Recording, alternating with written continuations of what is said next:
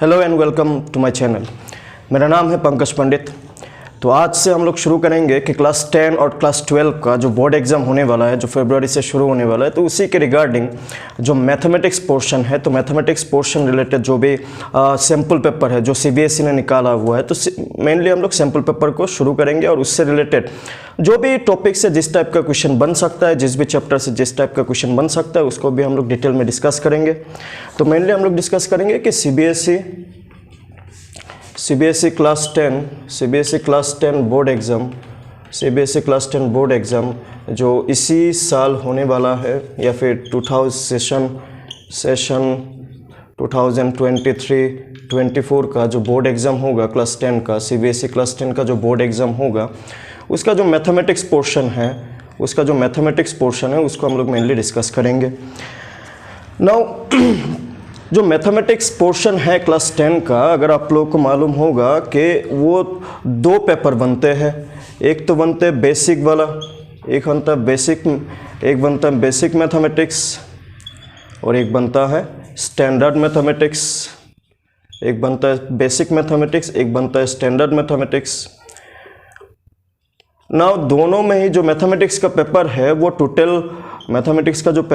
Total 80 marks का है ना। ये जो 80 मार्क्स है वो अलग अलग सेक्शन में डिवाइडेड किया हुआ है ना। सीबीएसई का जो सैम्पल पेपर है, मैं कोशिश करूंगा कि उस सैम्पल पेपर का जो लिंक है वो लिंक में डिस्क्रिप्शन में डाल दूँ। इसके अलावा जो भी हर एक क्वेश्चन जो हम लोग डिस्कस करेंगे सैम्पल पेपर से, तो हर एक को मैं क्वेश्चन को भी लिखूंगा, प्लस कोशिश करेंगे कि क्वेश्चन को भी आपको स्क्रीनशॉट के द्वारा प्रोवाइड किया जाए ना। सबसे पहली बात कि ये जो 80 मार्क्स है वो टोटल 5 सेक्शन में, देयर आर 5 सेक्शंस ना, 5 सेक्शन होगा क्वेश्चन पेपर में ना। वो सेक्शन क्या क्या है? Section A, section B, then C, then D, then E. So there will be 5 section in this total question paper which is out of 80 marks. जो पहला सेक्शन होगा वो होगा MCQ के लिए। तो पहला सेक्शन होगा MCQ जिसमें टोटल 20 MCQs होंगे और each carrying 1 marks, each 1 marks. This one is mark and this one is question. So section A जो होगा क्वेश्चन पेपर में वो कम्प्लीटली MCQs ही होंगे और there will be total 20 MCQs और उन MCQs का जो मार्क्स होगा वो 20 मार्क्स होगा। सेक्शन बी जो होगा, section B will be about of 2 marks question, जो section B will be 2 marks question and there will be total 5 questions that will be of 10 marks. Section C there will be 3 marks question and there will be total 6 question and that will be 18 marks. Section 4 will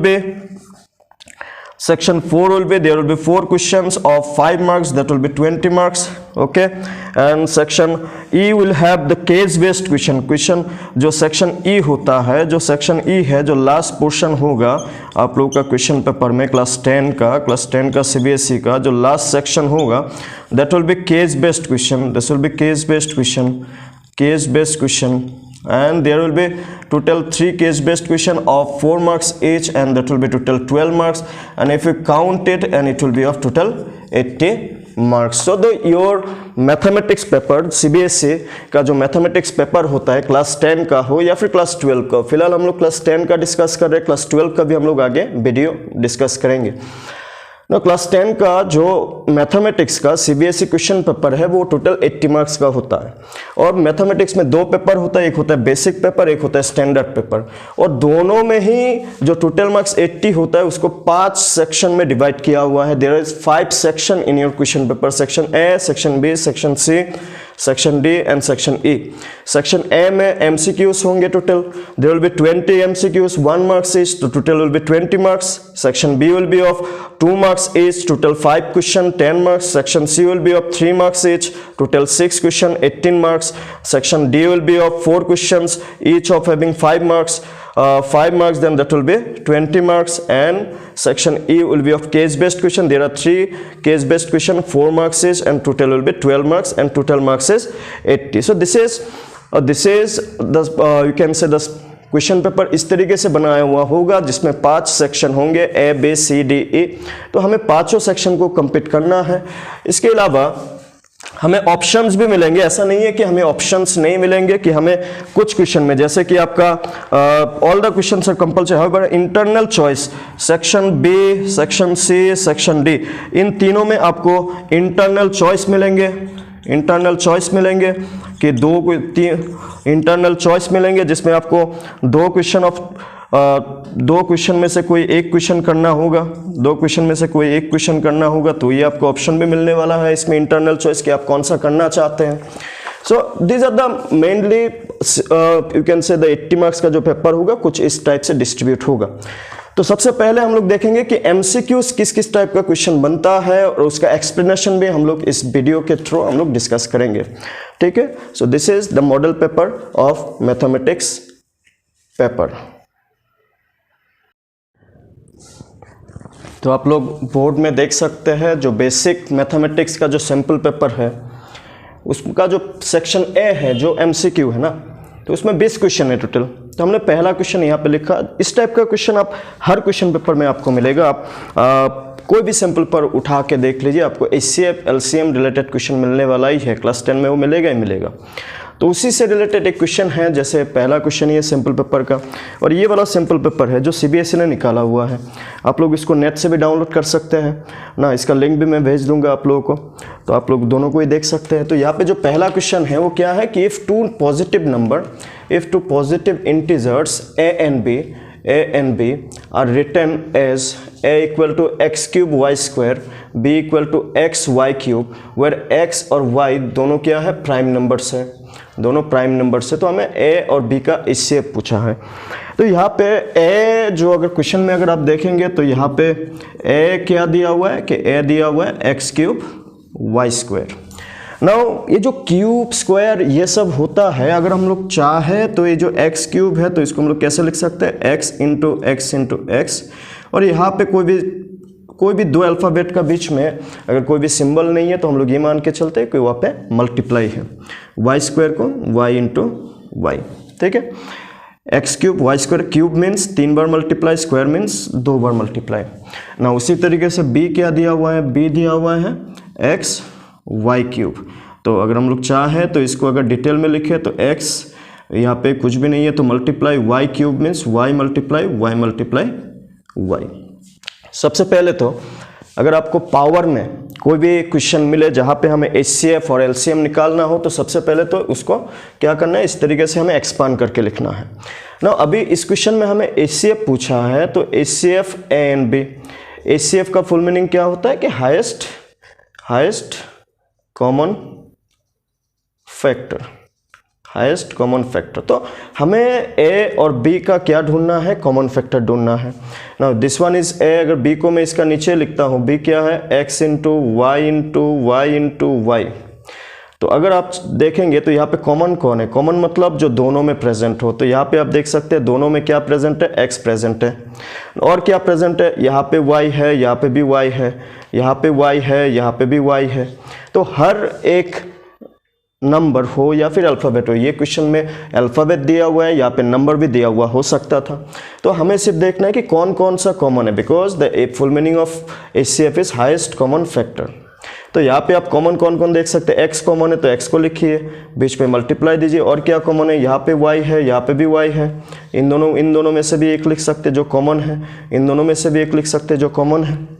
तो हम लोग यहाँ पे देखने को मिल रहा है कि x y, तो x और y को मल्टीप्लाई करेंगे तो क्या बनेगा, x y स्क्वायर। तो यहाँ पे ऑप्शन कौन सा होगा, correct option number B. Now ये जो अल्फ़ाबेट वाला सिचुएशन है ना, इसको मैं और ठीक से अगर मैं समझाऊं कि कभी भी अल्फ़ाबेट वाला क्वेश्चन होता है तो हमें, क्योंकि यहाँ पे हमें क्लियरली लिखा हुआ है कि x और y दोनों क्या है, प्राइम नंबर से, तो हमें लोएस्ट पावर को देखना है, लोएस्ट पावर ऑफ वेरिएबल को देखना है एचसीएफ के लिए। और अगर सेम टाइप का क्वेश्चन में हमें एलसीएम के लिए पूछता है तो हमें हाईएस्ट पावर को देखना है, हाईएस्ट पावर ऑफ वेरिएबल। ऐसे भी हम लोग याद रख सकते हैं, लोएस्ट पावर और हाईएस्ट पावर का मतलब क्या है। यहाँ पे अगर मैं फिर से लिखूँ, a को a लिखा हुआ था x क्यूब वाई स्क्वायर और b लिखा हुआ था x x y cube. Now यहाँ पे अगर आप देखेंगे मैं इस वेरिएबल का बात कर रहा हूँ अभी, ठीक है, हम इस क्योंकि ये तो नंबर है जिसका HCF हमें निकालना है और जिसको किस तरीके से दिया हुआ है कि एक्स क्यूब वाई स्क्वायर या फिर एक्स वाई क्यूब।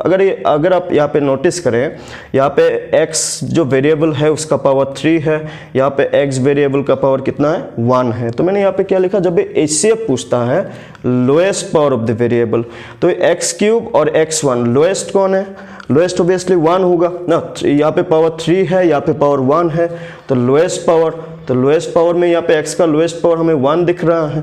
इसके अलावा अगर y का पावर देखें तो यहाँ पे हमें ये y, यहाँ पे भी y, यहाँ पे y का पावर 2 दिख रहा है, यहाँ पे y का पावर 3 दिख रहा है, तो लोएस्ट कौन हो गया 2, राइट, जो हमने यहाँ पे निकाल के भी रखा हुआ था। नाउ सेम अगर LCM के लिए देखें, LCM में हमें हाईएस्ट पावर ऑफ वेरिएबल को देखना है। नाउ यहाँ पे अगर x और y, x का यहाँ पे 3 यहाँ पे 1, तो जब हम लोग LCM निकालने के लिए अगर इस क्वेश्चन में बोलता तो x1 और x3 में से हम लोग x3 को लेते, बिकॉज जब हम लोग को LCM निकालना होता है, LCM का फुल मीनिंग क्या था, lowest common multiple, lowest common multiple. तो जब हमें LCM निकालना होता है तो वेरिएबल्स का हमें हाईएस्ट पावर को देखना है। तो यहाँ पे हम लोग देख सकते हैं x का पावर 3 है, यहाँ पे x का पावर 1 है, तो हाईएस्ट पावर कौन हो गया 3 हो गया। उसी तरीके से अगर y का पावर यहाँ पे देखें 3, यहाँ पे y का पावर 2, तो हाईएस्ट कौन हो गया 3 हो गया। तो अगर LCM पूछता तो ये आंसर होता, अगर LCM पूछता तो x cube y cube answer होता, क्योंकि यहाँ पे HCF पूछा है तो HCF में हमें lowest power of the variables को देखना है, तो इसलिए हमें लोएस्ट पावर यहाँ पे x का 1, यहाँ पे x का 3 तो 1 लिखा, और y का यहाँ पे 3, यहाँ पे 2 तो 2 लिखा।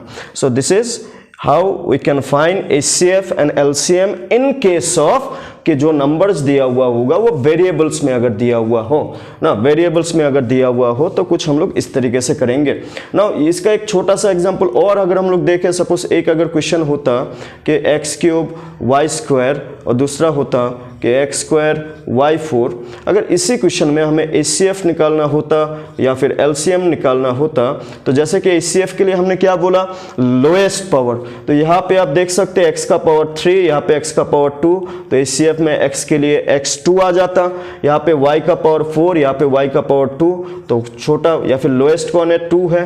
तो HCF अगर इस ये जो एग्जांपल है, ये एक एग्जांपल है मैं खुद से लिया, तो अगर यही क्वेश्चन में हमने HCF निकाला तो क्या होगा, x square y square, because x का लोएस्ट पावर 2, y का भी लोएस्ट पावर 2, दोनों को देखना है हमें which one is lowest power. अगर यहाँ पे और भी वेरिएबल्स होता, जितने ना, यहाँ पे जरूरी नहीं है कि 2 ही वेरिएबल हो, ये भी मैं बता दूं, यहाँ पे जरूरी नहीं है 2 ही वेरिएबल हो, अगर 3 भी होता तब भी सेम लॉजिक है।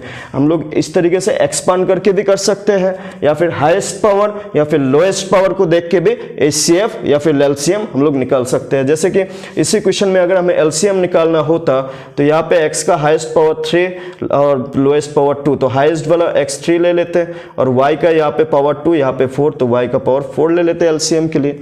सो this is the way how we can find the HCF and LCM जब भी कोई भी 2 नंबर अल्फाबेट या फिर वेरिएबल या फिर XY जिस भी फॉर्म में दिया हुआ हो, अगर कोई भी 2 नंबर वेरिएबल फॉर्म में, वेरिएबल क्या होता है, वेरिएबल तो अल्फाबेट, जब भी HCF और LCM नंबर के अलावा अल्फाबेट से या फिर अल्फाबेट से अगर हमें कभी दिन HCF और LCM निकालने के लिए दे तो क्वेश्चन हमें इसी टाइप से ही मिलेगा, जहां पे हमें पहले या फिर एक्सपांड करना है, एक्सपांड करके HCF निकाल लेंगे जो कॉमन है, because HCF full meaning is highest common factor. अगर हमें कॉमन लेने में दिक्कत हो रहा हो तो जो शॉर्टकट मेथड है, this one you can say the shortcut method, this one is you can say the shortcut method, जहाँ पे हम लोग पावर ऑफ द वेरिएबल का जो पावर होता है उसको देख के भी हम लोग क्या निकाल सकते हैं, HCF को और LCM को निकाल सकते हैं। HCF में हमें वेरिएबल्स का जो लोएस्ट पावर है उसको देखना होता है, जबकि हमें LCM में highest power of the variables को देखना होता है। ठीक है, क्लियर है आप लोगों को ये क्वेश्चन? देख लीजिए एक बार, इसको स्क्रीनशॉट ले लीजिए। हम लोग नेक्स्ट क्वेश्चन में देखते हैं, नेक्स्ट क्वेश्चन देखते हैं, इस सैंपल पेपर का जो नेक्स्ट क्वेश्चन होगा उसको देखते हैं। तो जो सैंपल पेपर है बेसिक का, उसका जो सेकंड MCQ है क्वेश्चन पेपर में, वो कुछ ये लिखा हुआ है। क्वेश्चन क्या है, एक बार क्वेश्चन को देख लेते हैं। हमें LCM निकालने के लिए बोला, किसका LCM, smallest 2 digit composite number and smallest composite number. तो देखिए इस क्वेश्चन को करने के लिए आपको दोनों में एक चीज़ दिख रहा होगा, कंपोजिट नंबर। कंपोजिट नंबर, तो सबसे पहले तो आपको ये आइडिया होना चाहिए कि कंपोजिट नंबर किसको कहते हैं। तो अगर आपको कंपोजिट नंबर मालूम नहीं होगा तो इस क्वेश्चन को समझने में या फिर करने में भी दिक्कत होगा। कंपोजिट नंबर किसको कहते हैं? जिसमें हैविंग मोर देन 2 फैक्टर, जिसका 2 से ज़्यादा फैक्टर होता है ना। फैक्टर क्या होता है? फैक्टर क्या होता है? काफ़ी बार आप लोगों ने मल्टीप्लिकेशन टेबल में देखा होगा कि अगर आपको मैं पूछता हूँ कि 6, एक नंबर है 6, मल्टीप्लिकेशन टेबल में ऐसा कौन कौन सा मल्टीप्लाई कर सकते हैं नंबर्स को ताकि हमें नंबर 6 मिले या फिर आंसर 6 मिले। तो अगर आप मल्टीप्लिकेशन टेबल को देखेंगे तो आपको मालूम चलेगा कि 6 कब मिलता है? 1 multiply by 6 is 6 and 2 multiply by 3 is also 6। ना 1 मल्टीप्लाई 6 सोचे या फिर 6 मल्टीप्लाई बाई 1 सोचे, एक ही बात है। तो हमें दोनों में से एक ही को देखना है, क्योंकि नंबर तो एक ही है ना। मैं आगे लिखूँ पीछे लिखूँ उससे कुछ फर्क नहीं पड़ता। मैं 1 को आगे लिखूँ या फिर 1 को पीछे लिखूँ, एक ही बात है। 6 को मैं पीछे लिखूँ आगे लिखूँ, एक ही बात है, क्योंकि नंबर तो वही है। उसी तरीके से 2 इंटू 3 या फिर 3 इंटू 2 एक ही बात है, ठीक है। नाउ ये जो हमें नंबर्स दिख रहा है ना 1, 6, 2, 3, 6 जो होता है वो डिविजिबल होता है इन्हीं नंबर से, डिविजिबल बाय 1, 6, 2 और 3। तो कोई भी नंबर जिस नंबर से, जिन नंबर से डिविजिबल होता है उन नंबर्स को हम लोग क्या नाम से बोलते हैं? फैक्टर्स नाम से बोलते हैं, ठीक है। तो अभी हम यहाँ पे हमें ये आप लोगों को मालूम चल रहा होगा कि 6 का फैक्टर क्या है? 6 का फैक्टर है 1, 2, 3, 6। तो टोटल कितने फैक्टर है? 4 फैक्टर्स है, टोटल 4 फैक्टर्स है। उसी तरीके से अगर हम लोग सोचे कि एक नंबर है 8 ना, एक नंबर है 8 ना, 8 कौन कौन सा नंबर मल्टीप्लाई करने से मिलता है या फिर 8 किससे डिविजिबल होता है? दोनों एक ही बात है, दोनों का मतलब ही क्या होता है? फैक्टर्स। तो आप जैसे चीज़ों को समझना चाहे आप समझ सकते हैं। सबसे पहला वाला मल्टीप्लाई टेबल, तो आप ये सोचिए कि 8 कौन कौन सा नंबर को मल्टीप्लाई करने से हमें 8 मिलता है? तो 1 मल्टीप्लाई 8 या फिर हम लोग बोल सकते हैं 2 मल्टीप्लाई 4 या फिर 4 मल्टीप्लाई 2, एक ही बात है। तो ये जो हमें नंबर्स दिख रहा है ना, कौन कौन सा 1, 2, 4, 8, 1, 2, 4, 8, इसको हम लोग क्या कहते हैं? फैक्टर्स कहते हैं। किसका फैक्टर्स कहते हैं? हमने यहाँ पे किसका फैक्टर्स है? Factors of 8। तो इसका मतलब ये भी होता है कि जो फैक्टर्स है ये डिविजिबल, ये सब किसको डिविजिबल बाय 8, इन नंबर से 8 को क्या किया जा सकता है? डिवाइड किया जा सकता है। कोई भी एक नंबर किससे डिवाइड होता है उसको उसका फैक्टर कहते हैं। जैसे कि अगर आपको बोलेंगे कि 2 का फैक्टर क्या होगा, तो आप ये सोचिए कि 2 मल्टीप्लाई टेबल में कैसे मिलता है, कब मिलता है? तो 1 मल्टीप्लाई बाई 2 ना, तो 1 एक फैक्टर है, 2 एक फैक्टर हो गया। इसका मतलब ये भी है कि 2 जो होता है वो क्या होता है? डिविजिबल होगा। किससे डिविजिबल होगा? जो भी फैक्टर है। कौन कौन? 1 और 2। तो फैक्टर सबसे पहले हमें समझ में आना चाहिए कि फैक्टर क्या है, कि कोई भी नंबर जिससे डिवाइड होता है। आपको किसी ने पूछ लिया कि 25 का फैक्टर क्या होगा, तो 1 इंटू 25, 5 इंटू 5, या फिर आप ये सोचिए कि 25 किससे डिविजिबल होगा ना, 25 किससे डिविजिबल होगा, 25 किससे डिविजिबल होगा, तो यहाँ पे हमें क्लियरली दिख रहा होगा 1, 5 और 25।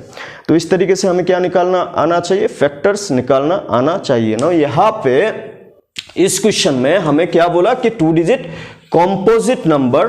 तो कंपोजिट नंबर क्या है? कि हैविंग मोर देन 2 फैक्टर ना, more than 2 factor. 2 composite number है क्या? 2 कंपोजिट नंबर नहीं है। क्यों नहीं है? क्योंकि इसमें सिर्फ 2 ही फैक्टर है, एक तो 1 है और एक 2 है। तो 2 से ज्यादा फैक्टर होना चाहिए। 2 फैक्टर होने से क्या कहते हैं? 2 फैक्टर होने से इसको कहते हैं प्राइम नंबर। तो ये भी आप लोगों को ध्यान में होना चाहिए कि 2 फैक्टर होने से हम लोग क्या बोलते हैं? उसको प्राइम नंबर बोलते हैं। तो प्राइम नंबर क्या है? कंपोजिट नंबर क्या है? Prime number. जैसे कि 2 एक प्राइम नंबर है।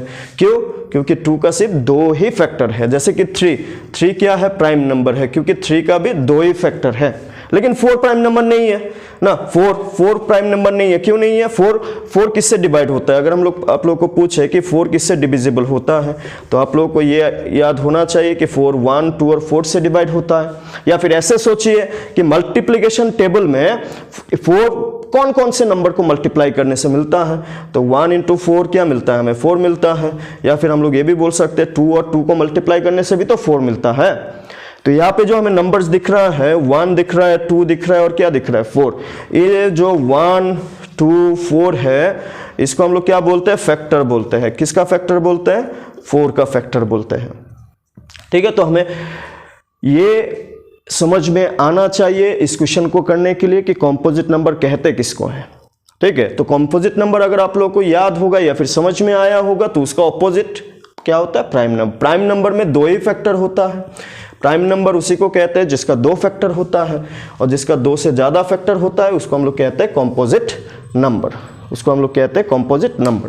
नाउ इस प्राइम नंबर और कॉम्पोजिट नंबर को जानने के बाद हम लोग इस क्वेश्चन को आसानी से कर सकते हैं। यहाँ पे क्वेश्चन में हमें क्या बोला कि LCM of smallest 2 digit composite number and the smallest composite number. तो 2 डिजिट नंबर और स्मॉलेस्ट कॉम्पोजिट नंबर कैसे निकालेंगे, कैसे समझे? तो उसके लिए पहले इसको मिटा लेते हैं। मिटाने के बाद हम लोग यहाँ पे जो स्मॉलेस्ट 2 डिजिट कॉम्पोजिट नंबर और स्मॉलेस्ट कॉम्पोजिट नंबर है उसको समझने की कोशिश। तो यहाँ पे हमें एलसीएम किसका निकालने के लिए बोला? Smallest 2 digit composite number and the smallest composite number. चलिए समझने के लिए हम लोग पहले नंबर्स को लिखते हैं। चलिए नंबर्स को समझते हैं। नंबर्स जैसे 1 2 3 4 5 6 7 8 9 10 11। चलिए यही तक ना। सबसे पहले अगर हम लोग देखें सबसे पहले क्या लिखा हो इसको देखते हैं, स्मॉलेस्ट कॉम्पोजिट नंबर। ना इनमें से स्मॉलेस्ट जो कॉम्पोजिट, ना क्या 1 कॉम्पोजिट है? नहीं है। क्यों नहीं है? क्योंकि 1 कब मिलता है हमें? 1 इंटू 1। दूसरा तो कोई पॉसिबिलिटी है नहीं 1 मिलने का। तो 1 का तो एक ही फैक्टर है ना, 1 ही तो है, दूसरा कोई भी नहीं है। 2 नहीं है। क्यों नहीं है? कि 2 का भी तो 2 ही फैक्टर है, 1 इंटू 2। 2 प्राइम नंबर है, 2 कॉम्पोजिट नंबर नहीं है।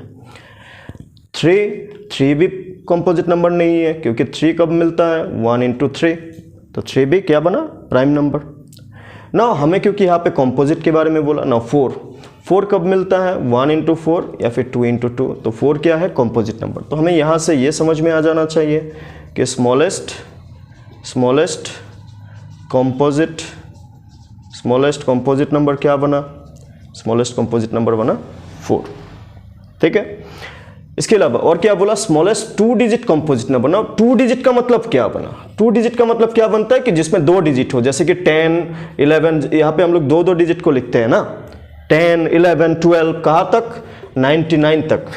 10 से लेके 99 तक जितने भी नंबर है उसको हम लोग बोलते हैं 2 डिजिट नंबर, बिकॉज वो सभी नंबर 2 डिजिट मिलके बना हुआ है। जैसे 10 हो गया 1 और 0 मिलके बना हुआ है, जैसे 11 हो गया 1 और 1 मिलके बना हुआ है। तो स्मॉलेस्ट 2 डिजिट कॉम्पोजिट नंबर बोला तो हम लोग कोशिश करते हैं 10 को ही देखने के लिए। क्यों? क्योंकि 10 सबसे छोटा 2 डिजिट नंबर है। तो ये भी हमें याद होना चाहिए। ये क्या है? Smallest 2 digit number. ये smallest 2 digit number. Now 10 composite number है कि नहीं ये भी हमें देखना होगा, क्योंकि हमें कॉम्पोजिट चाहिए, सिर्फ 2 डिजिट होने से तो नहीं होगा, कॉम्पोजिट भी होने हैं। तो 10 कैसे मिलता है मल्टीप्लिकेशन टेबल में? 1 into 10 2 into 5। So yes 10 is also a composite number. क्योंकि हमें स्मॉलेस्ट बोला तो 10 से छोटा 2 डिजिट नंबर तो कोई भी नहीं है, क्योंकि 10 से पहले क्या आता है? 9 8। तो दे आर 1 डिजिट नंबर, क्योंकि वो एक ही डिजिट मिलके या फिर एक ही डिजिट से बना हुआ है ना। डिजिट क्या है ये भी आप लोग को आइडिया होना चाहिए। 0 1 2 3 4 5 6 7 8 9 इन नंबर्स को हम लोग डिजिट बोलते हैं, क्योंकि हमें कोई भी नंबर लिखना हो हम लोग यूज इसी को करते हैं। कोई भी नंबर लिखना हो, छोटा बड़ा कोई भी नंबर हो, तो हम लोग यूज तो इसी को करते हैं ना। इनमें से ही डिजिट को यूज करके नंबर बनाया जाता है। इधर कोई भी नंबर आप सोच लें, इन्हीं में से मिलके बना हुआ होगा। तो यहाँ पे हमें क्या मालूम चल रहा है कि smallest 2 digit composite number, smallest 2 digit composite number हमें क्या मिल रहा है? This is 10। तो हमें क्वेश्चन में एलसीएम पूछा है किसका? Smallest 2 digit composite number and smallest composite number. तो यहाँ पे एलसीएम का फुल मीनिंग क्या होता है? एलसीएम का फुल मीनिंग होता है लोएस्ट कॉमन मल्टीपल। ना लोएस्ट कॉमन मल्टीपल। ना इस मल्टीपल क्या होता है? देखिए मल्टीपल होता है specially for multiplication table. Multiple जब भी हमें सुनाई दे तो हमें यह समझ में आना चाहिए multiple is about multiplication of table ना। मल्टीप्लिकेशन टेबल जो होता है उसी को मल्टीपल कहते हैं। जैसे कि अगर हमने 4 का मल्टीपल ढूंढना है तो 4 का टेबल में कौन आता है? 4, 8, 12, 16, 20, 24 ना। 24, 28, 32, 36, 40 दे आर मल्टीप्लिकेशन ऑफ या फिर मल्टीपल ऑफ क्या? 4। उसी तरीके से मल्टीपल ऑफ 10 ना। मल्टीपल ऑफ 10 मतलब 10 का जो टेबल मल्टीप्लिकेशन ऑफ टेबल 10 का multiple 10 into 10, 10 to the 20, 10 to the 30, 10 for the 40 and it goes on like that। तो यहाँ पे हमें कौन सा चाहिए? लोएस्ट चाहिए। लोएस्ट सबसे छोटा। तो सबसे छोटा आपको क्लियरली दिख रहा होगा यहाँ पे कौन सा नंबर बना? सबसे छोटा 20। सबसे छोटा 20। तो यहाँ पे आंसर है 20। एलसीएम कितना है? 20। लेकिन जरूरी नहीं है कि आपको इसी मेथड से ही करना है। एलसीएम आप अलग अलग मेथड से भी समझ सकते हैं। ये एक वन ऑफ द वे जो यहाँ इसका मीनिंग है ना। क्या मीनिंग है? Lowest common multiple. तो हमने यहाँ पे जो मेथड या फिर यहाँ पे जो हमने समझाने की कोशिश की इट्स अबाउट कि टेबल से हमें कैसे एलसीएम मिल सकता है, मल्टीप्लिकेशन टेबल से हमें कैसे एलसीएम मिल सकता है, ये हमने यहाँ पे डिस्कस करने को कोशिश की या फिर समझाने को कोशिश की। लेकिन इसके अलावा भी हम लोग मेथड यूज़ कर सकते हैं एलसीएम निकालने के लिए। वैसे तो इसका आंसर हमें मिल चुका है, तो इसका आंसर कितना बन रहा है? 20 ना। 20 जो एलसीएम हमें मिला वो हमेशा इसी मेथड से निकाल सकते हैं या फिर और भी दूसरा वाला भी हम लोग देख लेते हैं। यहाँ अभी तक हमें क्या मिला कि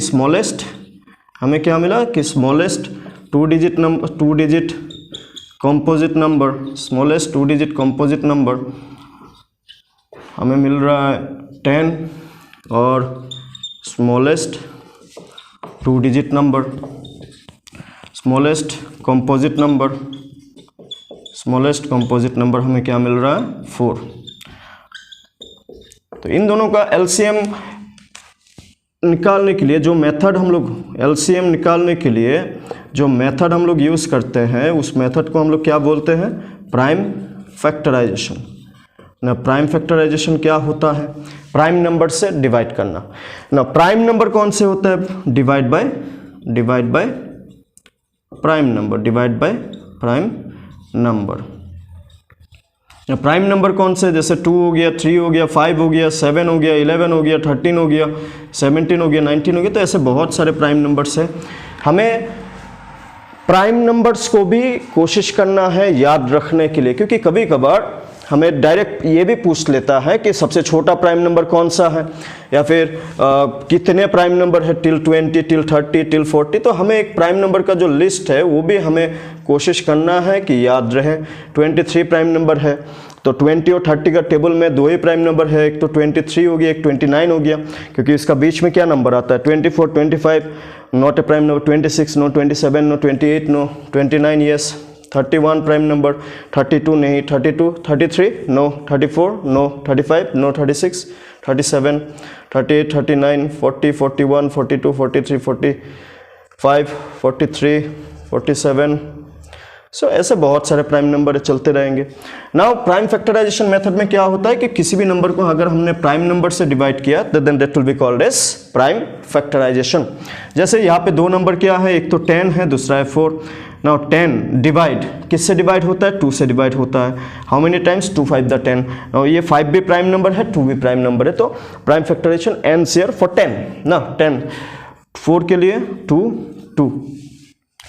नाउ सी अगर हमें 10 को लिखना हो तो क्या लिख सकते हैं? 2 × 5। और 4 को अगर लिखना हो तो क्या लिख सकते हैं? 2 × 2। नाउ एलसीएम कैसे निकालते हैं? देखिए एलसीएम एचसीएफ दोनों ही आप यहाँ से निकाल सकते हैं। एचसीएफ का फुल मीनिंग क्या था? Highest common factor. तो यहाँ पे कॉमन कौन है? 2 विल बी द एचसीएफ, क्योंकि बाकी कोई भी इन दोनों लाइन में कॉमन हमें नहीं दिख रहा है। लेकिन अगर हमने एलसीएम निकाला तो एलसीएम में सबसे पहले जो कॉमन है उसको तो लिखना ही है। सबसे पहले जो कॉमन है उसको तो लिखना ही है।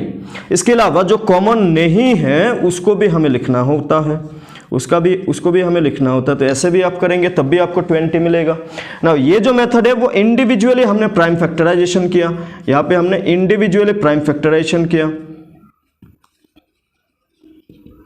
इंडिविजुअली प्राइम फैक्टराइजेशन करके भी हम लोग HCF LCM निकाल सकते हैं, या फिर अगर आप चाहे तो दोनों को, जैसे यहाँ पे 2 नंबर है तो एक तो 10 हो गया, एक 4 हो गया, एक साथ प्राइम फैक्टराइजेशन भी किया जा सकता है जिससे आप LCM निकाल सकते हैं। ना ये जो इंडिविजुअली प्राइम फैक्टराइजेशन है उसमें आप HCF भी निकाल सकते हैं, LCM भी निकाल सकते हैं।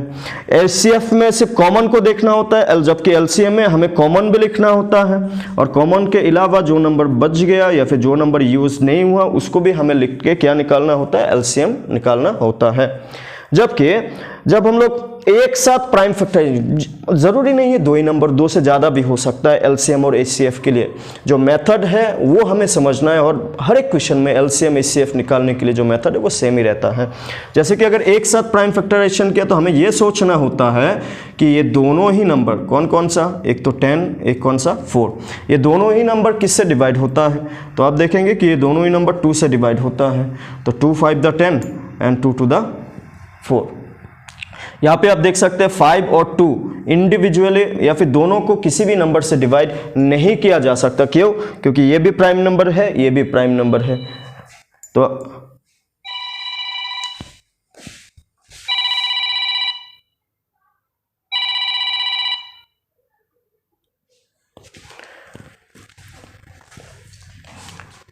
तो अगर हम लोग चाहे तो यहाँ से भी LCM निकाल सकते हैं। LCM यहाँ पे जितने भी नंबर्स हमें दिख रहा है उन सभी को मल्टीप्लाई करने से भी हमें 20 ही मिलेगा।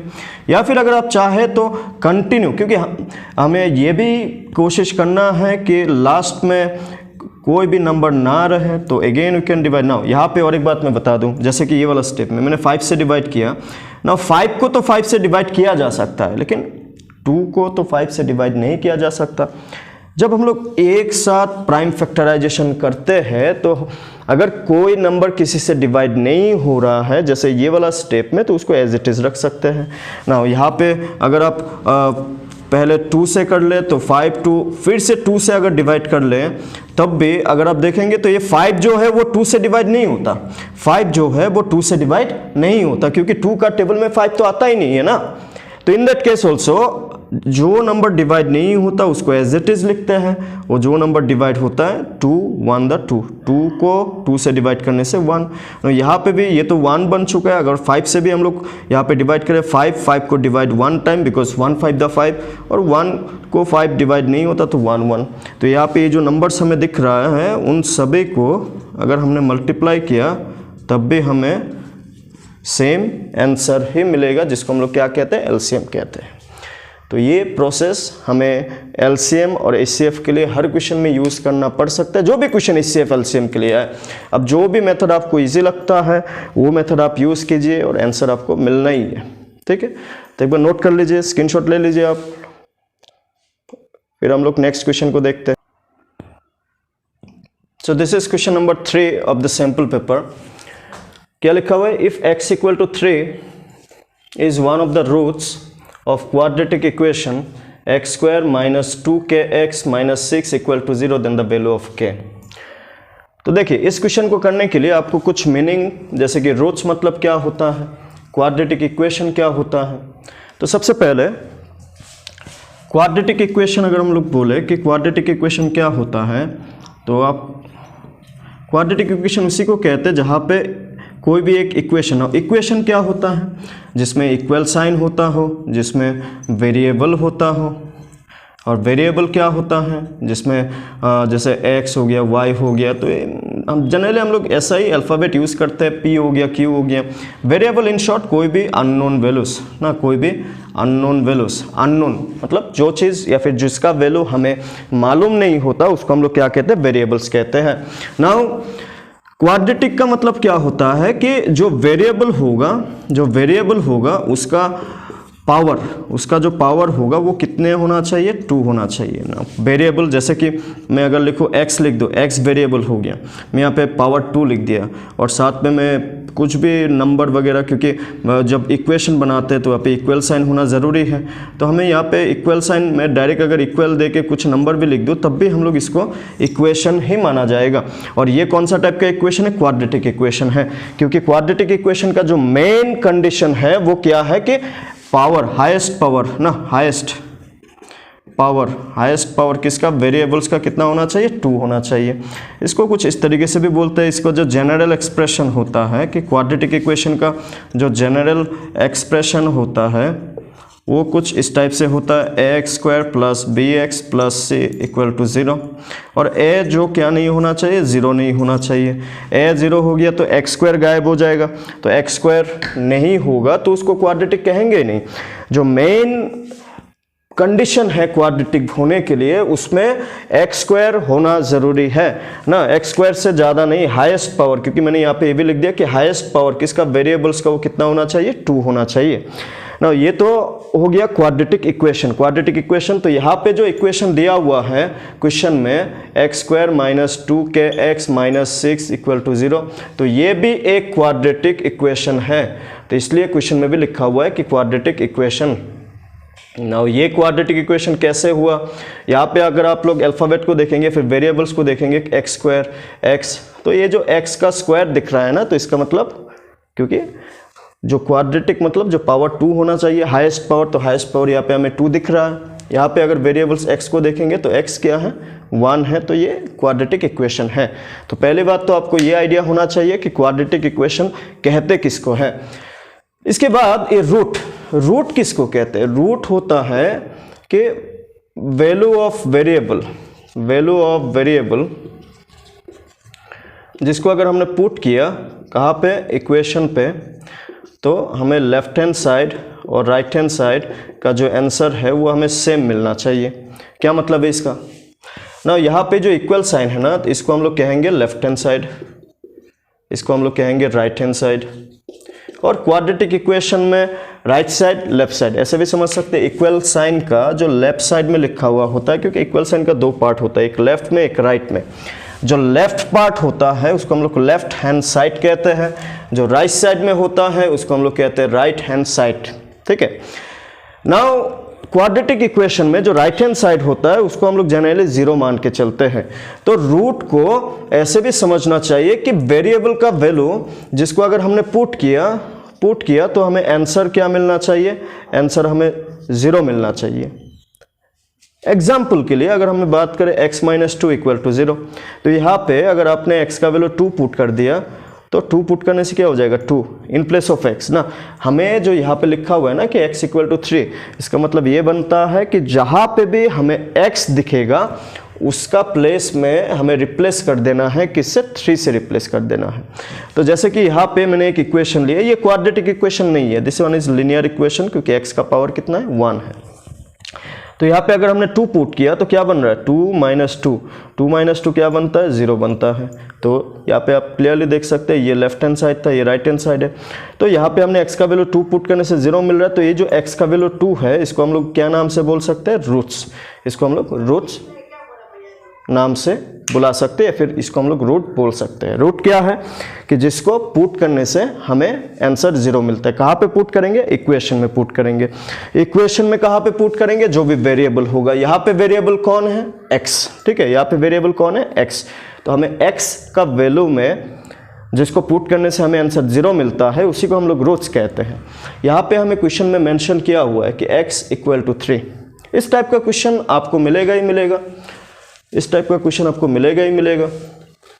तो हमें ये आइडिया होना चाहिए कि रूट्स किसको कहते हैं, क्वाड्रेटिक इक्वेशन किसको कहते हैं। जैसे कि फिर से हम लोग देखते हैं क्वाड्रेटिक इक्वेशन क्या है? X square minus 2kx minus 6 equal to 0। Question में हमें मेंशन किया हुआ है कि x इक्वल टू 3 क्या है? रूट्स है। तो x इक्वल टू 3 अगर रूट्स है तो x का जो यहाँ पे क्वाड्रेटिक इक्वेशन है ना, यहाँ पे जहाँ पे भी x दिख रहा है उसके जगह में हमें 3 पुट कर देना है। और क्योंकि हमें रूट्स बोला है मतलब आंसर लेफ्ट हैंड साइड का और राइट हैंड साइड का पुट करने के बाद सेम मिलने वाला है। सेम मतलब राइट हैंड साइड कितना है? 0 है। तो अगर हमने x का वैल्यू 3 पुट किया इस क्वाड्रेटिक इक्वेशन में तो देखते हैं क्या मिलता है। तो x का वैल्यू 3, एक्स स्क्वायर ना, यहाँ पे आप लोग देख सकते हैं एक्स का स्क्वायर है, स्क्वायर मतलब 2 बार मल्टीप्लाई, यहाँ पे एक्स का वैल्यू 3 एक्स का वैल्यू 3। तो चलिए पहले क्वाड्रेटिक इक्वेशन को वापस यहाँ पे लिखते हैं। X in place of x just we need to put 3, तो 3 अगर पुट करेंगे तो क्या होगा, 3 स्क्वायर है, स्क्वायर माइनस है, माइनस 2 के into x 3 minus 6 equal to how much 0। हमने क्या किया कि क्योंकि हमें x का वैल्यू 3 जो क्वेश्चन में दिया हुआ है वो हमें क्लियरली मेंशन किया कि this one is root means value of x, root means value of x, root means value of x या फिर हम लोग वेरिएबल भी बोल सकते हैं। तो यहाँ पे वेरिएबल हमें x दिख रहा है इस क्वाड्रेटिक इक्वेशन में, क्योंकि क्वाड्रेटिक इक्वेशन में एक ही वेरिएबल होता है और वो जनरली x ही होता है। तो यहाँ पे 3 का स्क्वायर मीन्स 3 मल्टीप्लाई बाई 3, तो 3 multiply by 3 how much 9, minus यहाँ पे देख सकते हैं आप नंबर भी है, 2 नंबर है, 3 नंबर है, जबकि बीच में एक अल्फ़ाबेट भी है, k है, जिसका वैल्यू हमें क्वेश्चन में निकालने के लिए बोला गया। तो नंबर और वेरिएबल एक साथ होने से नंबर को मल्टीप्लाई कीजिए, वेरिएबल जैसे है वैसे ही रहेगा। 2 मल्टीप्लाई 3 कितना होता है 6, राइट, 2 मल्टीप्लाई बाई 3 इज 6, साथ में k है, k माइनस 6 इक्वल टू 0। हमें क्या करना है, इसको सॉल्व ना। जब भी हम लोग सॉल्व करते हैं हमें ये कोशिश ज़रूर करना चाहिए कि जिसको निकालना होता है या फिर जिसके लिए हम लोग ये पूरा सॉल्विंग कर रहे होते हैं, यहाँ पे हम लोग k का वैल्यू निकालने के लिए कर रहे हैं, तो हमें कोशिश ये करना है कि जिसका वैल्यू निकालना हो उस पार्टिकुलर टर्म को अकेला रखा जाए, एक साइड में रखा जाए। इन शॉर्ट पहली बात तो वेरिएबल का सामने या फिर जिसको निकालना हो उसका सामने नेगेटिव साइन को अवॉइड करना चाहिए, या फिर इसको हम लोग शिफ्ट भी तो कर सकते हैं। हमें ये ज़रूर मालूम होना चाहिए कि किसी नंबर को अगर मुझे इक्वल साइन का एक तरफ से दूसरे तरफ में शिफ्ट करना है तो उसका जो सामने वाला साइन होता है वो भी चेंज होता है। अगर सामने साइन पॉजिटिव हुआ तो उसी नंबर को अगर दूसरे साइड में इक्वल साइन का लिखेंगे तो हमें नेगेटिव साइन पुट करना होता है, और किसी नंबर का सामने अगर नेगेटिव साइन हुआ तो उसको अगर दूसरी तरफ शिफ्ट करेंगे तो उसी नंबर का सामने हमें पॉजिटिव साइन डालना होता है। किसी नंबर का सामने अगर मल्टीप्लाई हुआ, बीच में इक्वल साइन हुआ, उसी नंबर को अगर दूसरे साइड में शिफ्ट करेंगे तो हमें डिवाइड देना होता है, और अगर किसी भी नंबर का सामने डिवाइड हुआ तो उसको दूसरे साइड में शिफ्ट करने से तो हमें मल्टीप्लाई सिंबल देना होता है। तो यहाँ पे जो -6k है इसको अगर दूसरे साइड में शिफ्ट करेंगे तो यहाँ पे ये दोनों तो बचा हुआ है ना, अभी भी क्या बचा हुआ है, इधर 9 और यहाँ पे 6 का सामने माइनस, तो -6 इक्वल ये जो 6k दिख रहा है ना, इसका सामने क्या साइन दिख रहा है हमें माइनस, तो इसको अगर उठा के या फिर शिफ्ट करते हैं दूसरे साइड में तो ये क्या बन जाएगा प्लस, ये माइनस क्या बन जाएगा प्लस। तो यहाँ पे 9 माइनस 6 क्या बन जाएगा, 9 से 3 को माइनस करेंगे तो 3, और यहाँ पे 6k ना, ये जो 6k है ना, तो 6 और k का बीच में कोई भी सिंबल नहीं है तो क्या सिंबल है, मल्टीप्लाई। तो ये आप लोग को क्लियर हो जाना चाहिए कि जहाँ पे भी हमें कोई भी सिंबल नहीं देखता तो वहाँ पे क्या सिंबल होता है, मल्टीप्लाई होता है ना। मैंने क्या बोला कि देखिए अभी अगर हमें k का वैल्यू को निकालना है तो ये 6 को भी तो शिफ्ट करना होगा, क्योंकि जिसका वैल्यू निकालना हो वो एलोन अकेला होना चाहिए वो ना, उसके आजू बाजू कोई भी नंबर मल्टीप्लाई प्लस माइनस में नहीं होना चाहिए। तो अगर k निकालना हो तो k के साथ 6 क्या हो रहा है, मल्टीप्लाई।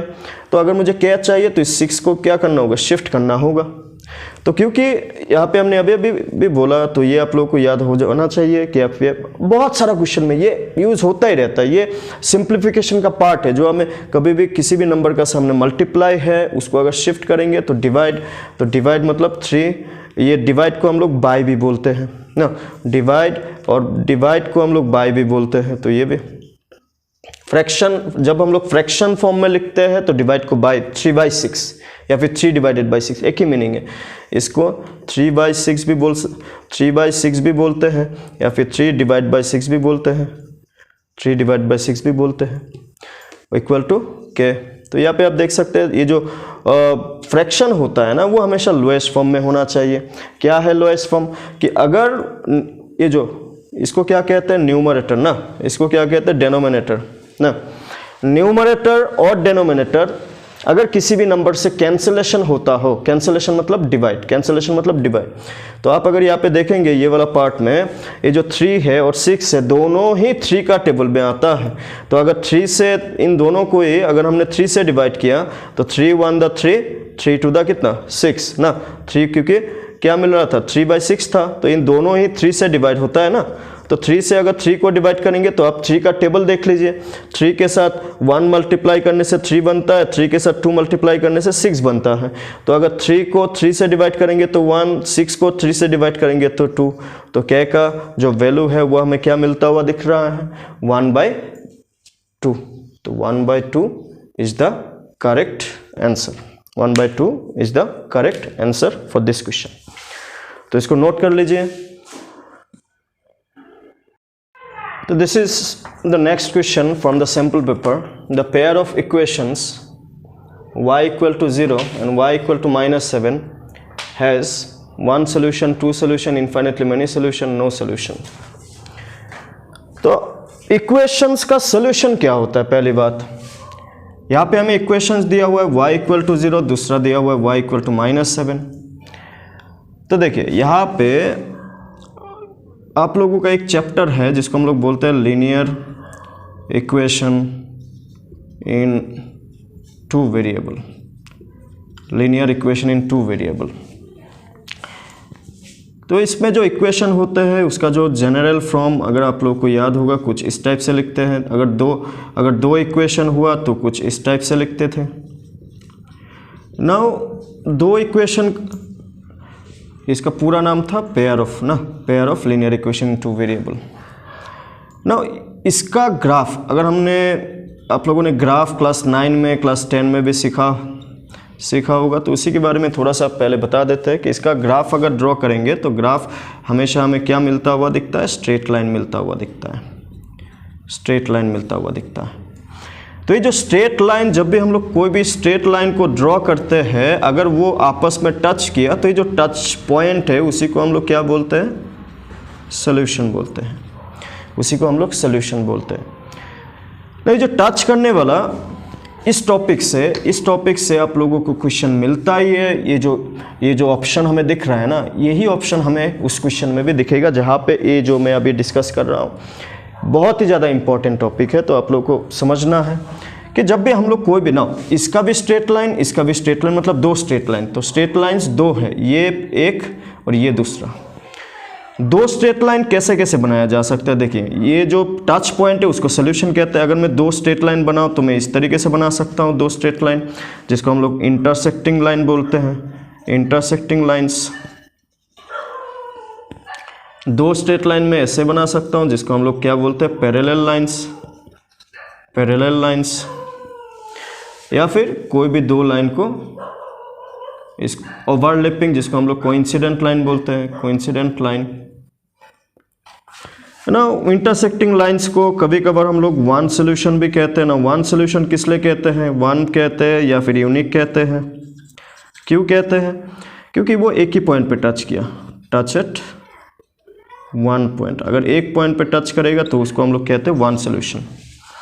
ये दोनों तो टच ही नहीं किया, पैरेलल लाइंस कहते हैं, तो इसको हम लोग क्या बोलते हैं, और एक नाम no solution.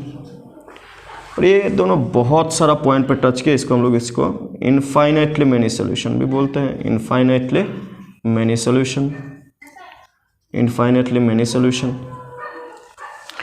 Now solution touch करने से उसको और एक नाम से बोलते हैं कंसिस्टेंट, टच नहीं करने से इनकंसिस्टेंट।